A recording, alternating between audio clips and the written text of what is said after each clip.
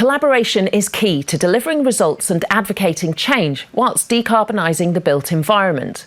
UK 100 is Britain's only cross-party network of local authority leaders committed to working together to achieve their ambitious climate and clean air goals. We spoke to UK 100 Chief Executive Christopher Hammond.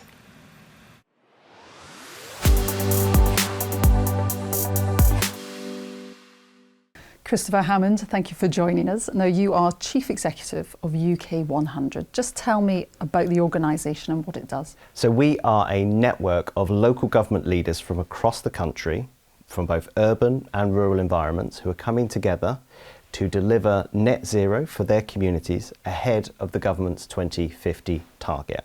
And how easy is that? It's not easy. We're talking about lots of different sectors here, from housing to transport to energy. Everything that we do has some touch point on the journey to net zero. And some of the things that we do to support those local government leaders ranges from support and advice on retrofit programs to toolkits, roundtables, so that we can take that delivery experience on the ground and advocate for more powers and resources from national government. Okay, so what are your success stories? So we've supported lots of different councils from across the country. Some of our best success stories are at times when we bring together local leaders to collaborate and work together. So in Gloucestershire, we brought all of those councils together to try and align their housing and transport strategies so that we have a situation where the new homes that we're building are connected to proper transport corridors. You also have opposition some of the time, sometimes from the public. Low emission zones, they caused a lot of anger out there. How easy is it for councils to take this on?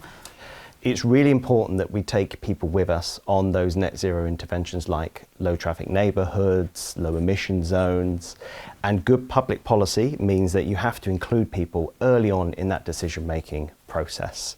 Otherwise, if we just do to communities, it's not surprising when there's pushback. And if we think about the energy decarbonisation target and the work that's undertaking, that's going to be lots of pylons in the countryside, in our towns, in our cities, and that's going to be quite challenging. And if people are seeing infrastructure go up, but not necessarily seeing the benefit of that, they're going to ask the question as why they need to shoulder that burden. So we need to see proper community benefits, and we need to see people's bills coming down so that they can see the benefits of getting to net zero. All councils are different, so what are you seeing? We've got a bit of a postcode lottery, so what works in one area isn't necessarily being replicated in another. And if you look at things like electric vehicle charging, one council will have lampposts where you can plug your electric car in overnight and charge up there.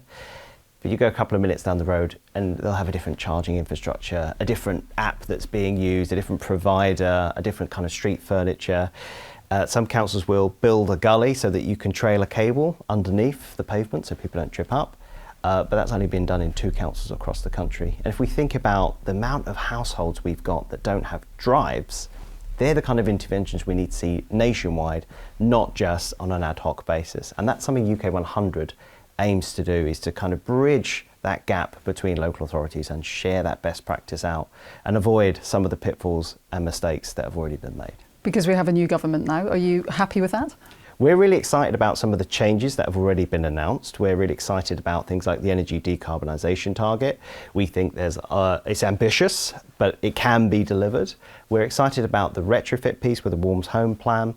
But what we need to see is greater powers being devolved down, so the English devolution bill that's being proposed.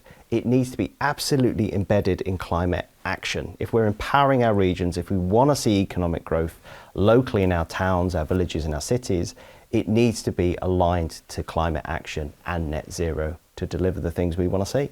Okay. Christopher, thank you very much. Thank you.